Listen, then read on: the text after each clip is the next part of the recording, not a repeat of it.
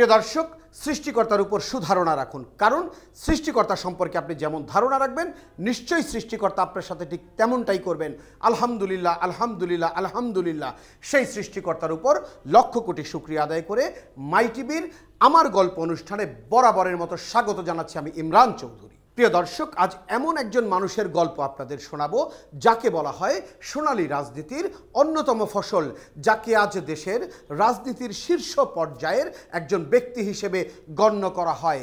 ছাত্রদলের সাবেক সভাপতি, রাজশাহী বিশ্ববিদ্যালয়ের সাবেক ভিপি, এক কথায় বলতে গেলে বাংলাদেশ জাতীয়তাবাদী দলের জন্য বিরামহীনভাবে কাজ করে যাওয়া ব্যক্তিত্ব অ্যাডভোকেট রুহুল কবির রিজভী, যিনি বাংলাদেশ জাতীয়তাবাদী দলের জ্যেষ্ঠ যুগ্ম মহাসচিব হিসেবে দায়িত্ব পালন করছেন। প্রিয় দর্শক, আসুন পরিচয় হই এই বর্ষিয়ান রাজনীতিবিদের সাথে। লিডার, কেমন আছেন? আছি। বর্তমান রাজনৈতিক পরিস্থিতি এবং রাজনৈতিক আবহাওয়ার মধ্যে যেমন থাকা যায় ঠিক তেমনই আছে আর কি। সাংবাদিকতাতে কিভাবে আসা হয়েছিল আপনার জীবন? যে রাজশাহীতে একটি সরকারি পত্রিকা বেরোতো, সেটার নাম হচ্ছে দৈনিক বার্তা। এটা শহীদ রাষ্ট্রপতি জিয়াউর রহমান এই পত্রিকাটি সৃষ্টি করেছিলেন। তখন বাংলাদেশে ঢাকা থেকে বেরোতো দৈনিক বাংলা, ইংরেজি টাইমস, আর রাজশাহী থেকে উনি বের করলেন দৈনিক বার্তা। সেই দৈনিক বার্তার প্রধান সম্পাদক হিসাবে আমি 92 সালে আমি সেখানে যোগদান করি আর কি। করোনাকালীন সময়ে প্রত্যেকটি দিন আপনি মাঠে ছিলেন, কোনো না কোনো কর্মসূচি পালন করেছেন, সেই দিনগুলোর কথা কিছু বলেন। সেটা আসলে মাথার মধ্যে আসেনি, মৃত্যু চিন্তাটা মাথার মধ্যে আসেনি। আমি মনে করেছি যে তখন তো একটা সংকটকাল চলছে, এবং সংকটকালটা শুধু দৈশিক না, সংকটকালটা ছিল বৈশ্বিক। তো এই বৈশ্বিক সংকটকালে দলের তো আমরা যেমন বিভিন্ন সময়ে ঝড়, জলোচ্ছ্বাস, ভূমিকম্পে দল যেমন উপদ্রুত মানুষের কাছে পৌঁছায়, তো এটাও তো একটা মানে প্রাকৃতিক একটি বিপর্যয়। অনেক মানুষ অসহায়, কর্মহীন হয়ে পড়ছে।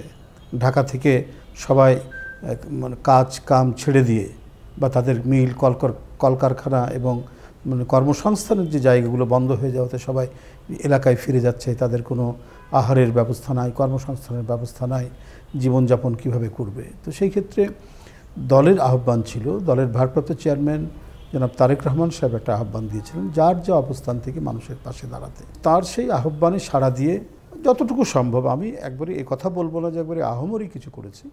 সাবেক প্রধানমন্ত্রী 2 বছর 3 মাস নাজিমউদ্দিন রোডের কারাগারে আবদ্ধ ছিলেন বা বন্দী ছিলেন। সে সময় আমরা দেখেছি প্রত্যেকটি দিন আপনি এই বিএনপি অফিসেই অফিস করেছেন, একটি দিনও বাসায় যাননি। এই বিষয়টার চিন্তাভাবনাটা কীভাবে আসলো এবং কর্মকাণ্ডগুলো যে পালন করেছেন, জাস্ট ওই বিষয়টা সম্পর্কে।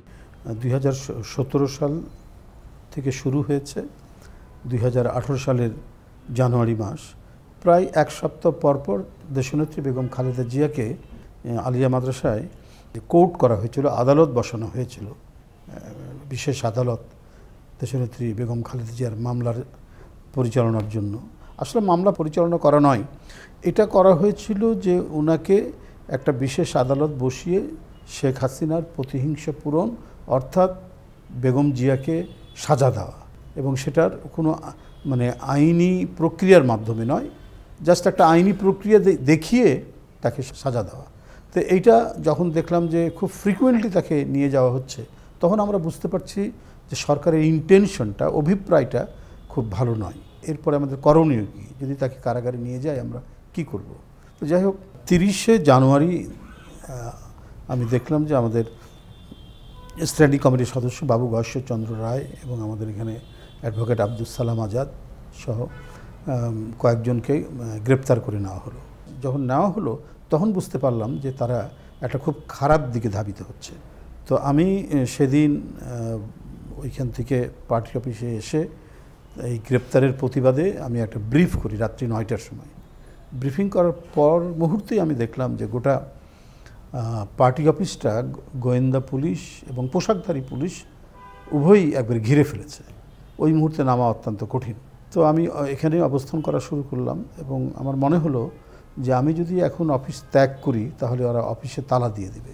যেই মুহূর্তে আমি এটা বুঝতে পারলাম, আমি তখনই মনে করলাম যে আমার এখন এখানে থাকা দরকার। তো এইরকম গোয়েন্দা পুলিশ পরিবেষ্টিত অবস্থায় এখানে অবস্থান করতে থাকলাম। 3 তারিখে আমাদের জাতীয় নির্বাহী কমিটির সভা আহ্বান করা হয়েছিল। সেই সভাটা হলো লা মেরিডিয়ানে।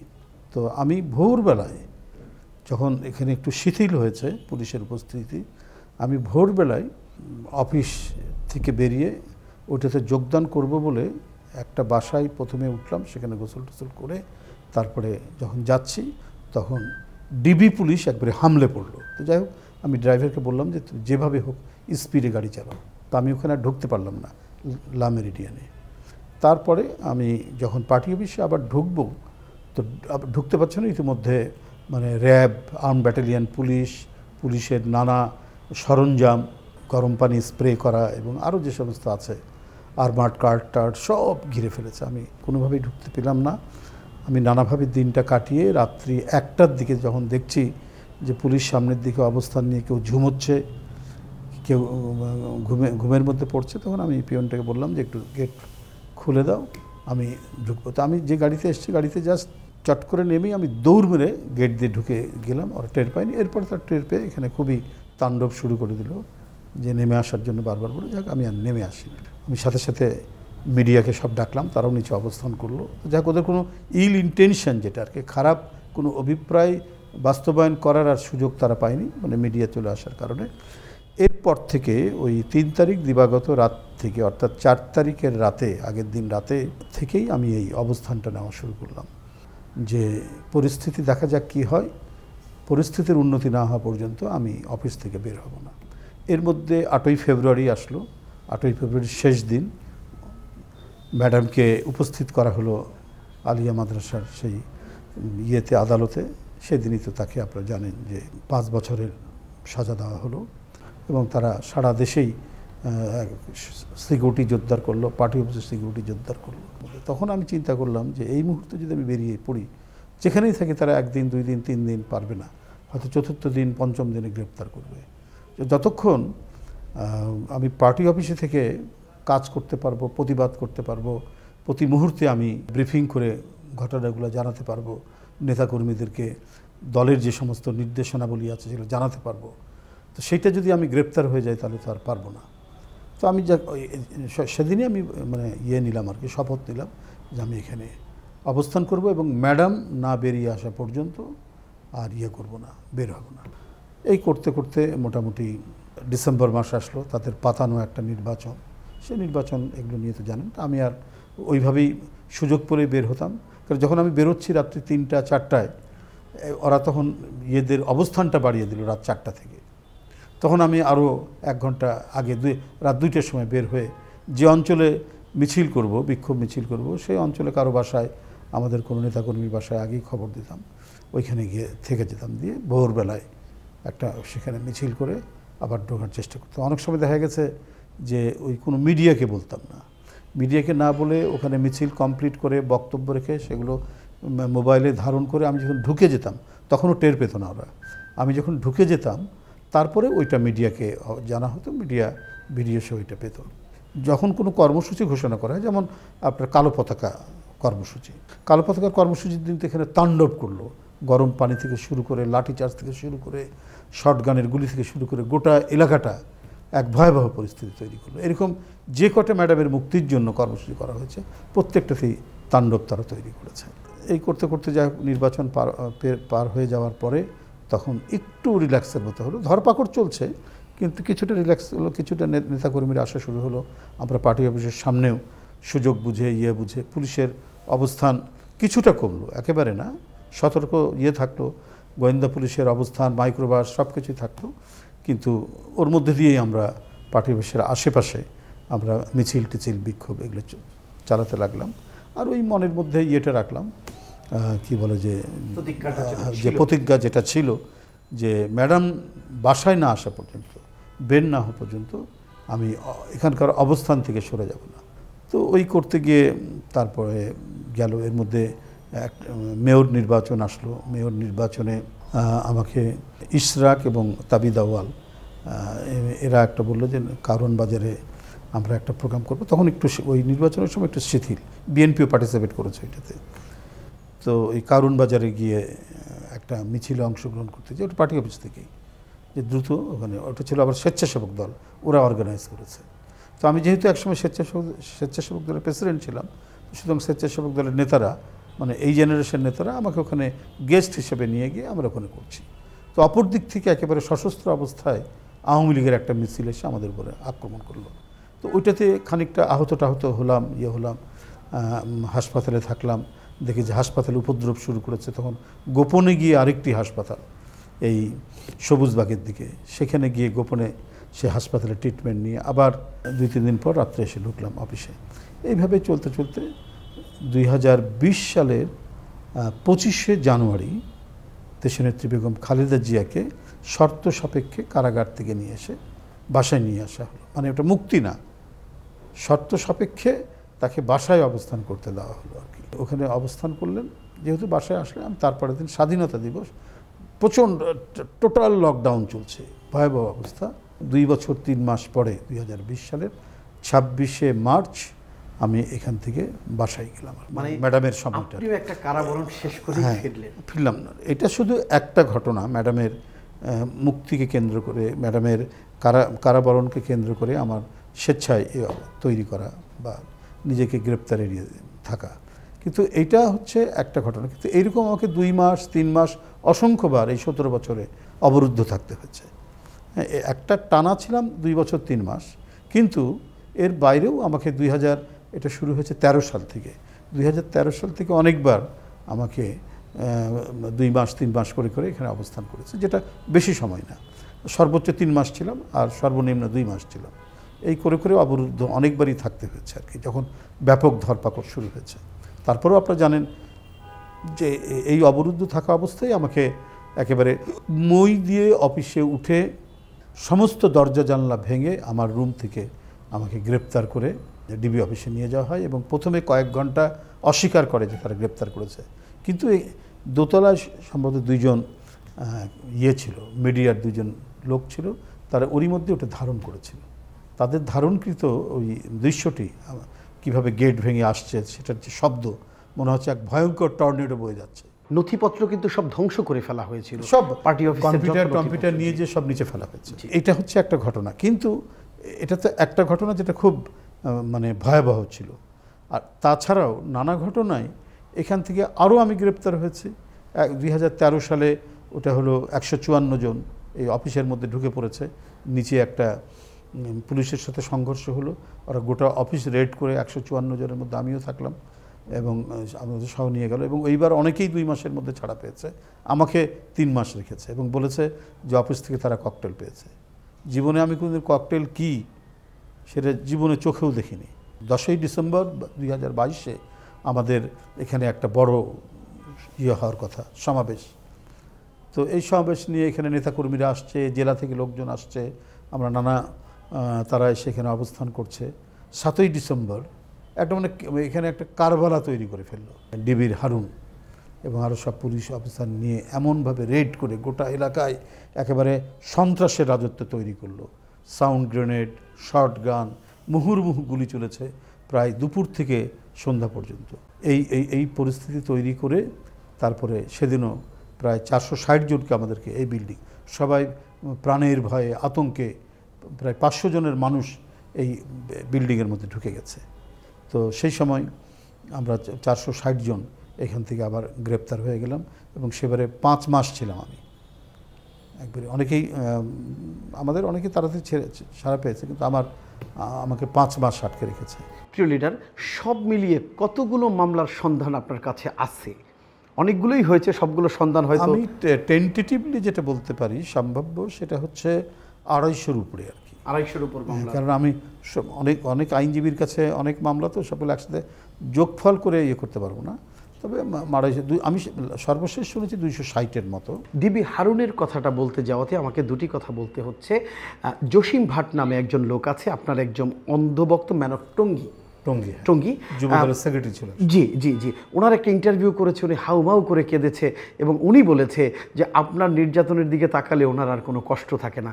সেম একটা ইন্টারভিউ করেছি আমি শ্রীপুরের বিল্লাল, উনি শ্রীপুর পৌর বিএনপির সাথে সম্পৃক্ত, তাকে তো একদম 1 কোটি টাকা নেওয়া হয়েছে, ক্রস ফায়ার দিয়ে দেবে, এরকম নিশ্চয়ই শত শত আপনাদের আছে। কিন্তু এই সবগুলো লোকের দুঃখ দূর হয়ে যায় যখন আপনার কথাটা বলতে যায়, সেগুলো আমার টেলিভিশনে প্রচার হয়েছে। লিডার, আমি পরের প্রশ্নতে একটু যাচ্ছি। আপনি জসিম বাটের কথা যেটা বললেন, আমি তার ব্যাপারে একটু যোগ করতে চাই। জসিম বাটকে যখন গ্রেপ্তার করলো, 14-15 এরকম হবে আর কি, অথবা 16-17, আমার ঠিক মনে নাই, করে ওকে তো, ও তো যুবদলের সেক্রেটারি, তো ওকে তো যে কোনো, ওকে তো মানে একেবারে অদৃশ্য করে দেবে, গুম করবে। কিন্তু যাই হোক, সামহাও ওই মুহূর্তে আমার কাছে নিউজটা আসলো। আমি তখন ওই রকম ব্যাপক ধরপাকড় হচ্ছে, কে কোন দিকে আছে তো আর ঠিক নাই। আমি ওই মুহূর্তে বিবিসিকে টেলিফোন করতে আমি পেয়ে গেলাম, বিবিসির একজন নেতাকে। তো বললাম যে আমাদের যুবদলের একজন নেতা জসিম বাট, তার নাম, তাকে এই মুহূর্তে গ্রেপ্তার করা হয়েছে। আমরা নানা সূত্র থেকে জানি, কনফার্ম, এলাকার সব মানুষ দেখেছে, কিন্তু পুলিশ অস্বীকার করছে, তাই গুম করে দিতে পারে। জাস্ট এই কথাটা দ্রুত বিবিসি থেকে এটা প্রচার করলো। এই প্রচার করার কারণে সে জীবন বেঁচে গেল। ইন্টারভিউ তো এটা বলেছে যে ওই দিন এটা না হলে হয়তো আজকে আমি থাকতাম না। যে মাই টিভি যে একটি প্রোগ্রাম করেছে আমাদের গল্পে, যে বিএনপি রাজনৈতিক রুট পর্যায়ে নেতাদের কষ্টগুলো, বেদনাগুলো, অনেকে ফিরেই আসতে পারতো না, এই অবস্থা ছিল। এই যে প্রোগ্রামটা করেছে, আমাদের এই উদ্যোগটাকে আপনি কিভাবে? এটা আমি 16 বছর ধরে ফ্যাসিবাদী যে নিপীড়ন, নির্যাতন, অত্যাচার, বর্বরতা, এটা তো নিঃসন্দেহে, যদি গণতন্ত্রকামী মানুষ মিডিয়া হয়, তো তাদের তো এই বিষয়গুলি তো লিপিবদ্ধ করা উচিত। আজও আমরা মানে নাৎসিদের যে উৎপীড়ন, তাদের যে গ্যাস চেম্বার এবং অন্যান্য উৎপীড়নের যে আমরা ধরনগুলো দেখেছি, এর উপরে বই লেখা হচ্ছে, এর উপরে নানা ধরনের আমরা কাহিনী শুনছি, বর্বরতার যে ভয়াবহ রূপগুলা আমরা সে সমস্ত গ্রন্থ পড়ে আমরা জানতে পারছি। তো সুতরাং এরা যেটা করেছে 16 বছর ধরে, এটা তো ওই নাৎসি এবং ফ্যাসিস্টরা যা করেছে তার চাইতে কোনো অংশ কম নয়। কিন্তু আমাদের নিচের লেভেলে তো আরও মানে শারীরিকভাবে তারা অ্যাসল্ট হয়েছে, উৎপীড়ন হয়েছে, পায়ের নখ তুলে দিয়েছে, আঙ্গুলের নখ তুলে দিয়েছে, এই যে বিল্লালের ক্ষেত্রে নখটা তুলে ফেলা হয়েছে। তো এটা তো ফ্যাসিস্টরা ছাড়া, এটা নাৎসিরা ছাড়া পৃথিবীতে কেউ করেনি। এবং পৃথিবীর ভয়ঙ্করতম যে সমস্ত একনায়করা ছিলেন দেশে দেশে, তারা এই কাজটা করেছে। তো শেখ হাসিনা তো তার চেয়ে কম নয়। তো এগুলো তো অবশ্যই আগামী প্রজন্মকে জানানোর জন্য এটা তো মিডিয়ার একটা বড় দায়িত্ব। এবং যারা এটার ভুক্তভোগী, তাদেরও যেমন লেখা উচিত, একজন অবজেক্টিভ, কল্পকাহিনী না, সত্যিকার যেটা ঘটেছে, সত্যিকার যে ঘটেছে ওইটা লিখলে ওইটা অন্য সময়ের কল্পকাহিনীকেও হার মানাবে। সারা বাংলাদেশের যারা খেটে খাওয়া মানুষ, লুঙ্গি পরা মানুষ, যারা 16 বছর উৎপীড়িত হয়েছে, নিপীড়িত হয়েছে, নির্যাতিত হয়েছে, তাদের প্রত্যেকের কথাই আমি বলবো, আজকের এই পরিবর্তিত পরিস্থিতিতে শ্রমিক যাতে তার ন্যায্য মূল্য পায়, কৃষক যাতে তার ন্যায্য মূল্য পায়, মানুষের মধ্যে যেন হাহাকার না থাকে, কোনো মানুষ মানে লুটপাট করে, টাকা পাচার করে অর্থবিত্তের মানে মালিক হবে, আর কেউ মানে নিঃসহায় হয়ে থাকবে। হাসিনার ফ্যাসিবাদের আক্রমণে এটা তো সাধারণ মানুষ লাঞ্ছিত হয়েছে, উৎপীড়িত হয়েছে, উৎপীড়নের শিকার হয়েছে সারা দেশের মানুষ। সুতরাং সামনের নির্বাচনে যারাই ক্ষমতায় আসুক, এবং এখন যারা অন্তর্বর্তীকালীন সরকারে যারা আছেন, তারা প্রধান দায়িত্ব হচ্ছে যারা বঞ্চিত, নিপীড়িত, নির্যাতিত, তারা যাতে আর নিপীড়িত না হয়, এদেশের মানুষ কেউ আর যাতে নিপীড়িত না হয়, এবং এদেশের মানুষ অর্থনৈতিকভাবে এবং সামাজিকভাবে যাতে তাদের অগ্রগতি হয়, সেটারই চেষ্টা করা উচিত। আল্লাহ আপনাকে দীর্ঘায়ু দান করুক, সুস্থতা দান করুক। আপনাকেও অসংখ্য ধন্যবাদ। আপনি কয়েকদিন ধরে আমাকে বলছেন, আপনার মানে আমন্ত্রণ, নিঃসন্দেহে সেই সাড়া দিয়ে আজকে কথা বলতে পেরে আমাকে নিজেরও ভালো লাগছে, আমার নিজের ভালো লাগছে। Thank you.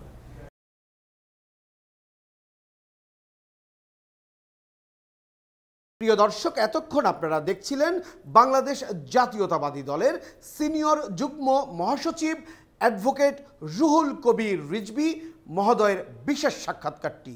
পরবর্তীতে দেখা হবে নতুন কোনো স্থানের নতুন কোনো অতিথির সাথে। ততক্ষণ ভালো থাকুন, ভালো রাখুন।